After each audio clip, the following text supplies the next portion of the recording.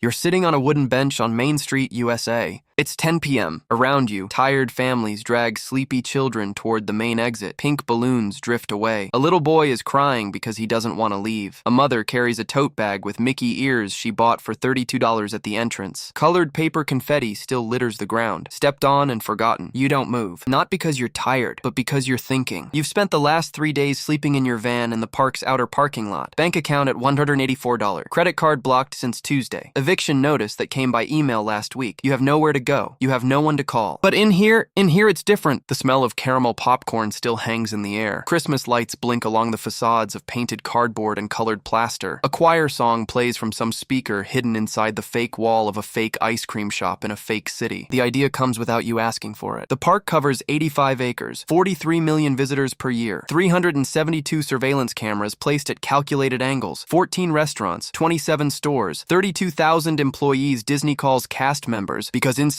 here no one is an employee. Inside here everyone is on stage. But at 10:45 p.m. when the music stops and the lights on Main Street begin to go out one by one, the stage goes empty. You only need to survive one night. It's 10:52. The closing announcement begins. A cheerful woman's voice thanks you for your visit, says Disneyland is closing, says goodbye, says today was a magical day. You've already found the perfect spot before the announcement ends. Men's restroom near Fantasyland. Last stall. You step up onto the toilet so your sneakers don't show under the partition. You press your knees against the wall. You hold your breath. A security guard walks in. You hear each stall door being pushed open methodically. The first, the second, the third, the fourth. The fifth is yours. He pushes. The latch holds. Silence. More silence. The footsteps leave. You don't breathe for 45 seconds. When you finally let the air out, you're shaking. It's 11:30 p.m. when you slowly open the stall. The bathroom is dark. Just a green emergency light in the corner. You listen carefully for 30 seconds. Nothing. Only the electrical hum of the park shutting down in sectors. You open the door slowly. Main Street, USA is empty. It's not frightening. It's strange. Familiar and strange at the same time. The facades are still there. The fake ice cream parlor. The fake barber shop. The fake pharmacy, all built to look like a 1900s American town that never existed. A city someone dreamed up and paid billions to make solid. And you're standing in the middle of it, alone. The first instinct is to walk afraid, hunched, pressed against the walls. The second instinct, the one you follow, is to sit down in the middle of the street. Right in the center of Main Street, USA Disneyland, Anaheim, California. You sit on the cold brick floor and look at Sleeping Beauty Castle. The lights are still on, blue and purple and white, layered in projections that make the plaster towers look like real medieval stone. The reflection flickers in the dry fountain like a flame. You reach into your pocket and pull out an old faded ticket from your very first visit to the park. You were 8 years old. Your mother had kept it inside a photo album for 20 years. You took it with you when you left home with the 3 bags that fit in the van. You look at the castle. That is the first mistake, because you decide to stay. The first week is about mapping. You learn the park the way a soldier learns enemy terrain. During the day, you blend in with the tourists normally. You bought a 3-day ticket, $180 on day 1. After that, you learned where the gaps in entrance shift monitoring are. From 7:45 to 8:10 a.m., there's a 16-minute window when first shift cast members are arriving and the overnight crew is leaving. Radio handoffs. Briefing exchanges. The electronic turnstile at Tomorrowland's side entrance sometimes gets stuck in exit mode during that window. You use it 4 times in the first 10 days. At night, you learn the rhythms of security. Disneyland Anaheim's overnight team has approximately 150 agents per shift.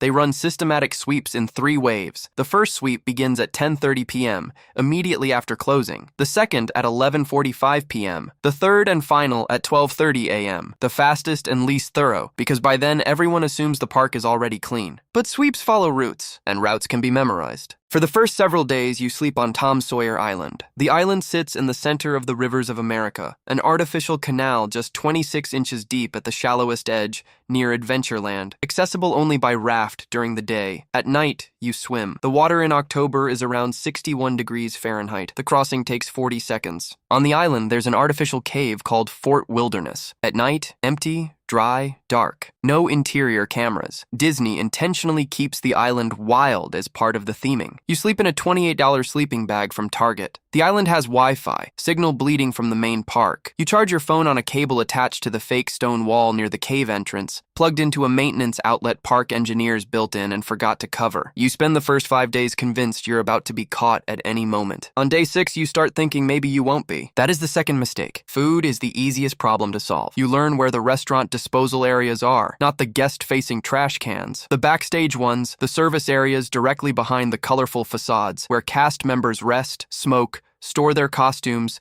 and throw away whatever's left at the end of a shift. The Blue Bayou restaurant, the park's most famous, built into the scenery of Pirates of the Caribbean, discards leftover jambalaya every night at 11:15 p.m. Full trays, still warm, wrapped in aluminum foil per sanitary disposal protocol. The Bengal barbecue discards seasoned chicken and lamb skewers at 10:50 p.m., prepared portions that never made it to the grill because the restaurant overestimated demand. The Carnation Cafe, the oldest restaurant in the park, operating since July 1st, 1955, opening day, discards artisan bread every morning at 6:30 a.m. Internal protocol requires disposal 24 hours after preparation, regardless of the product's condition. Within a week, you're eating better than when you had an apartment. Within 2 weeks, you're starting to feel at home. That is the third mistake. On night 14, you find the apartment. Not by accident, by research. You already knew it existed. Every Disneyland enthusiast knows. It's located above the fire department on the left-hand corner of the Main Street entrance. The fake Victorian firehouse that has never put out a single fire. Walt Disney had a private apartment built there in 1955. 2 rooms, a living room, a small kitchen, a window with wooden shutters overlooking the entire length of Main Street, from the castle to the entrance gates. Walt used to stay there on weekends. He'd go up after closing, sit alone, look through the slats of the shutters at the guests below, making sure everything was working, that people were happy, that the dream was functioning the way he had calculated. After Walt died of lung cancer in December 1966, the apartment was preserved exactly as it was. Not open to the public, not remodeled. A kind of private memorial Disney keeps operational as a tribute, with a lamp lit in the window permanently, a tradition that has held since the founder's death. You find the side staircase at 11:50 p.m. on night 14. The door has a basic cylinder lock, Master Lock Series 3, the kind that opens with any generic maintenance key. You bought a 6-key set online for $12 2 weeks ago, not entirely sure what for. The third key fits. You turn on your phone's flashlight and step inside. The room smells of old wood, leather, and stale air with a hint of something floral, probably a cleaning product someone used months ago. A dark brown leather armchair worn on the arms, a mahogany writing desk with a yellowed notepad still on top. Framed photos on the wall, Walt with his daughters, Walt with the original rubber Mickey, Walt watching the park's construction from a white trailer parked on unpaved dirt. A wooden model train on a shelf. A window with closed wooden shutters facing Main Street. You open the shutters 1 millimeter. The lit Main Street appears below, empty. Beautiful in a way you can't name. Like a city that only exists to be looked at, not to be lived in. You sit down in Walt Disney's armchair, and for the first time in 3 weeks, you fall asleep without shaking. Now I have a question for you. You're in Walt Disney's apartment. No one knows you're there. You have food, shelter, warmth. Outside, the world you knew has collapsed. Debt, eviction, failure. Would you leave now? Turn yourself in, go to a shelter, start over from scratch with 184? Or would you stay 1 more week knowing that every day that passes exponentially increases the risk of getting caught? Tell me in the comments what you would do. On night 21, the routine changes. You notice a security guard who wasn't part of any route you memorized. Tall man, different uniform from the regular cast members. Gray shirt, no Disney logo, no visible walkie-talkie. He doesn't talk to anyone.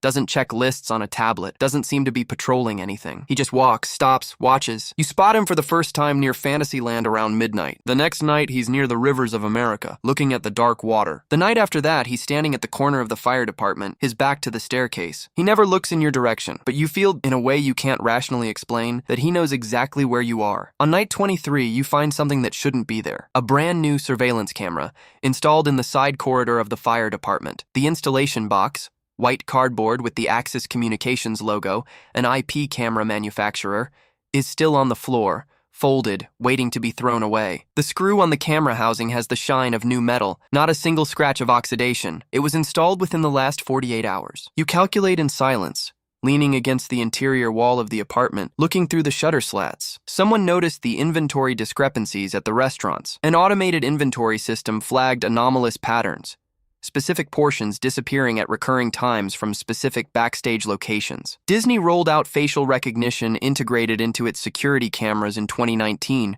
tied to the Allied Universal Security Database, the third-party firm that manages the park's surveillance contracts for $47 million annually. You have spent 23 nights in the park, and you are about to find out how much longer that was going to be possible. On morning 24, at 7:12 a.m., 32 minutes before official park opening, 4 unmarked white vehicles enter through the south service gate, not police cars. Allied Universal Internal Response Team, trained specifically for intruder containment in public entertainment environments without generating media scandals. Because the last thing Disney needs is a headline about someone living inside the park for 3 weeks. You're in the island cave when you spot them through a pair of binoculars you found in a utility box in the Frontierland backstage. They split into 4 precise groups. 2 head for Fantasyland, 1 for Tomorrowland.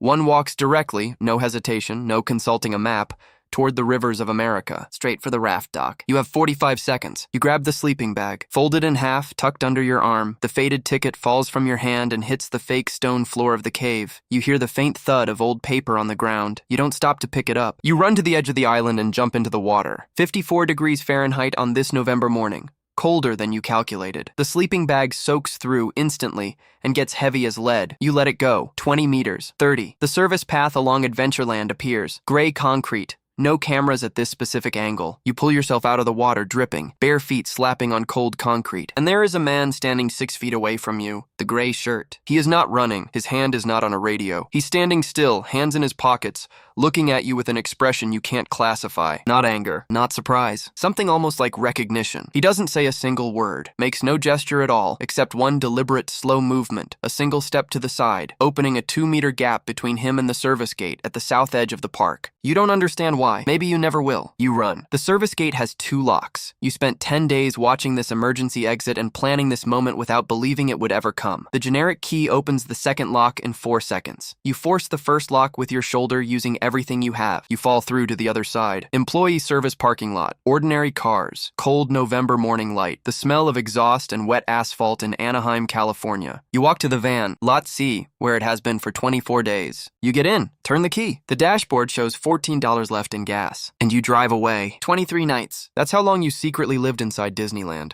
the most watched and most visited park on Earth. You ate leftovers from restaurants that charge $38 for a plate of jambalaya, slept in the cave of an island sitting in the middle of an artificial canal, slept in the armchair of a man who died in 1966 after building the most monetized dream in human history. You still have $184 in your account, minus $28 for the sleeping bag that's now at the bottom of the artificial canal. The faded ticket stayed on the cave floor, probably went in the trash during the morning cleanup, along with the gum stuck to the fake rock and the torn receipts the wind blew inside. You thought the happiest place on earth could be your home. You found out that happiness has a closing time, and guards in gray shirts who sometimes, for reasons you'll never understand, step aside.